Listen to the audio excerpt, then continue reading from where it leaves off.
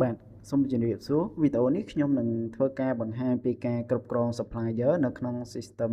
គ្រប់គ្រងការលក់របស់យើងបាទអញ្ចឹង supplier ក៏មិនខុសគ្នាពីការបង្កើត user ឬក៏ customer ប៉ុន្មានដែរបាទគឺយើងបង្កើតនៅ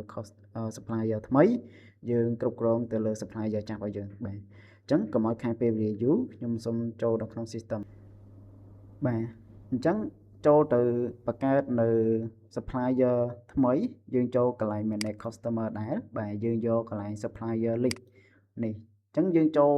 supplier list ហ្នឹងមកគឺរាល់ supplier ដែលយើងបានបង្កើតគឺនៅក្នុងនេះទាំងអស់យើងអាចធ្វើការកែប្រែព័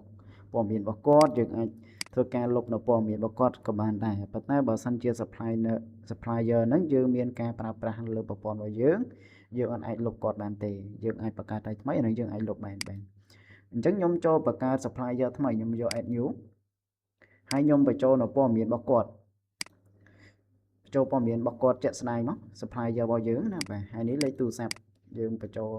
លេខទូរស័ព្ទ supplier យើងមានកុងត្រាឬក៏យើងមានអីឯកសារពាក់ព័ន្ធមួយគាត់អត់បើមានយើងបញ្ចូលមកបើអត់ក៏អត់ជាបញ្ហាដែរបាទនេះខ្ញុំយកអាស័យដ្ឋានរបស់គាត់នៅណានៅខេត្តបាត់ដំបងបាទហើយស្រុកភូមិអញ្ចឹងទៅបាទមាន description note របស់គាត់មួយចំនួននេះអាស័យដ្ឋានរបស់គាត់ឯហ្នឹងបាទអញ្ចឹង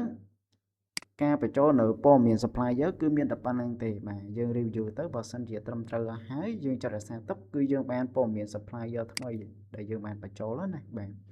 នេះ supplier ចែធីតាដែលយើងបានបញ្ចូលនឹងមានឈ្មោះរបស់គាត់មានលេខទូរស័ព្ទស័យដ្ឋានរបស់គាត់ហ្នឹងទៅបាទអញ្ចឹងវីដេអូបង្ហាញពីការគ្រប់គ្រង supplier គឺមានតែប៉ុណ្្នឹងទេបាទសូមអរគុណ